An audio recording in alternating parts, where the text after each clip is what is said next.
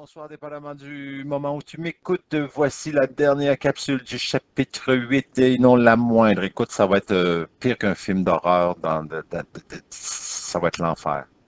Ça va être l'horreur. Cette capsule-là, cœur sensible, s'abstenir. Donc, faites attention. Ici, imaginez-vous donc, on va avoir un système d'équations, mais ce ne sera pas deux droites. Ce ne sera pas deux paraboles non plus. Ça va être un mélange des deux. Donc, quand c'est écrit ici, c'est un système d'équations à deux variables, donc x, y, composé d'une équation du premier degré, ça veut dire que ça représente une droite, et d'une équation du second degré, ça veut dire que ça représente une parabole. Donc, ça veut dire que mon système d'équations, ça va être une droite et une parabole. Mais déjà en partant, donc l'idée, ça va être de trouver le point de rencontre de la droite avec la parabole.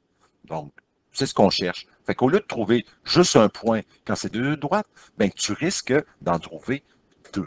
Donc, pour l'instant, ça va. Mais là où l'horreur commence, c'est comment on fait ça. Ben, quand tu as une droite, donc y égale 2x plus 3, puis que l'autre, c'est y égale moins x2 moins 3x moins 1, ben, on va y aller comme la méthode de comparaison. Donc, on va comparer, c'est-à-dire on va supposer que y1 est égal à y2. Et à partir de là, ben, qu'est-ce qu'on va faire? L'idée, ça va être de trouver la coordonnée du point A, la coordonnée du point B, et voilà comment ça va se produire. Donc, méthode de comparaison. On part du principe que le y1 est égal à y2, ce qui veut dire que le 2x plus 3 va être égal à moins x2 moins 3x moins 1. OK, donc 2x plus 3 égale moins x2 moins 3x moins 1. Bon, le moins ici serait supposé d'être bleu, là, mais bon, j'ai passé tout droit dans mon choix de couleur. Donc 2x plus 3 est égal à moins x2 moins 3x moins 1. Et quand va venir le temps de résoudre? Rappelle-toi quand venait le temps de résoudre une équation du second degré quand elle est écrite sous la forme générale, c'est-à-dire ax2 plus bx plus c, la seule façon de résoudre ça, la seule et unique façon de résoudre ça, c'est qu'en partant, il faut que ce soit égal à 0. Donc, égalise ça à 0. Donc, fais-le comme c'était une générale de droite égale à 0. Donc, pour résoudre un second degré, il faut que ça soit égal à 0. Donc, égal à 0, ça veut dire que soit que c'est le 2x plus 3 que tu traverses à droite, ou c'est le moins x2 moins 3x moins 1 que tu traverses à gauche. Donc, tu fais le choix pile ou face, pile ou face. Donc, moi, ce que j'ai fait, c'est que j'ai traversé le moins x2 moins 3x moins 1 à gauche, qui est devenu 2x plus 3 plus x2, parce que le moins x2 a changé de signe, parce que le moins 3x a changé de signe, parce que le moins 1 a changé de signe. Puis là, à ce moment-là, ben, il y aura un ménage à faire. Donc, le ménage à faire, ça serait d'associer les x ensemble, les x2 ensemble, puis les nombres ensemble. Bon, le x2, il est tout seul de sa bande, donc x2 tout seul. Le 2x plus 3x, ça fait 5x. Le 3 plus 1 est égal à 4. Donc là, on va se retrouver avec x2 plus 5x plus 4 égale 0. Évidemment, ça veut dire que devant mon x2, j'ai la valeur 1 x2. Et pourquoi j'ai mis des codes couleurs ici, c'est pour te rappeler que pour résoudre un second degré de cette forme-là, c'est là l'intensité, l'horreur qui va se produire, c'est que on va aller chercher la fameuse formule quadratique. Celle-ci, moins b, plus ou moins la racine carrée de b2 moins 4ac sur 2a. Regarde, j'ai mis ça à des belles petites couleurs. Tu sais, le a en rouge, le b en bleu, le c en vert. Rouge, bleu, vert, le a, le b, le c. Donc, à ce moment-là, tu écris ta formule quadratique, tu remplaces. Donc, à toutes les fois que tu as une variable, hein, je t'invite à mettre ça entre parenthèses. Donc, moins parenthèse 5, plus ou moins, dans le fond, on applique ça.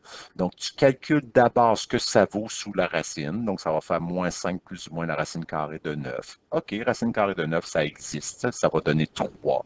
Donc, ça veut dire moins 5 plus ou moins 3. Donc, ça veut dire qu'on a deux solutions. La première solution, c'est moins 5 plus 3 divisé par 2 qui fait. Puis l'autre solution, c'est moins 5 moins 3 divisé par 2. Donc, la première donne moins 1. Et l'autre, c'est moins 4. Bien, regarde ici. X vaut moins 1. L'autre coordonnée, bien, le X vaut moins 4. Ah, Tiens, on a déjà le x des deux coordonnées. Donc, en utilisant la fonction quadratique, au lieu de trouver un x quand c'est deux droites, ben, on trouve deux x. C'est pas extraordinaire. Donc, en utilisant la formule quadratique, on trouve nos deux x. Et là, il nous reste à trouver nos deux y. Donc, qu'est-ce qu'on fait? Substitution. Tu substitues les x dans l'une des deux équations de départ. Donc, la première équation, la plus simple, c'est d'y aller avec celle qui est l'équation de la droite, donc, ou d'y aller avec l'autre qui est plus complexe. Mais, donc, ce qu'on va faire en premier lieu, je vais la vérifier. Donc, x vaut moins 1 dans la première équation, 2 fois moins 1 plus 3, puis x vaut moins 4 toujours dans la première équation. Donc, quand le x vaut moins 1, quand le x vaut moins 4 dans la première équation, on calcule combien ça vaut dans chacun. Donc, ça veut dire que quand x vaut moins 1, le y va valoir 1. Et quand le x vaut moins 4, bien à ce moment-là, le y vaut moins 5. Donc, on a trouvé nos deux coordonnées. Puis, dans un examen, validation, tu vas valider ces deux réponses-là dans la deuxième équation pour savoir si ça fonctionne.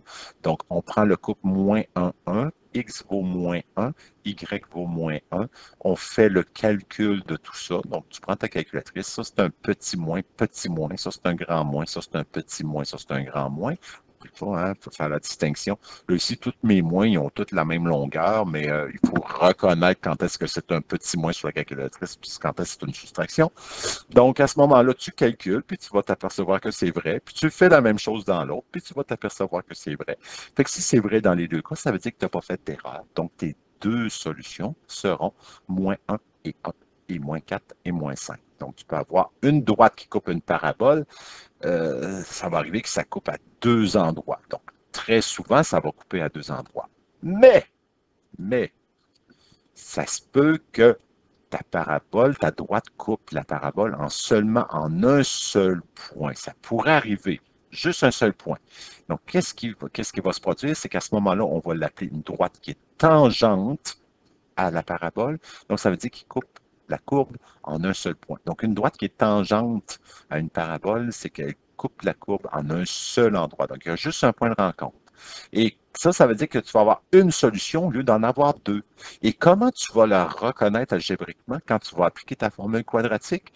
Bien, tantôt, le B2 moins 4AC, rappelle-toi, il était égal à 9. Donc, ça veut dire que j'avais plus ou moins racine carrée de 9, donc plus ou moins 3. Mais si ton B2 moins 4AC, il vaut 0, puis ça va faire plus ou moins racine carrée de 0, puis la racine carrée de 0 plus 0 moins 0, ça revient que tu as une solution.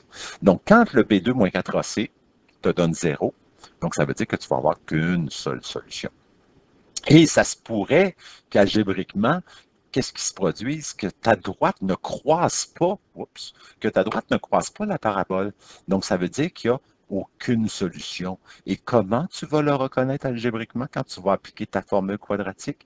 Bien, tu vas obtenir un B2 moins 4AC. Donc, quand tu vas faire B exposant 2 moins 4 fois A fois C, si ça te donne un nombre négatif, la racine carrée d'un nombre négatif n'existe pas.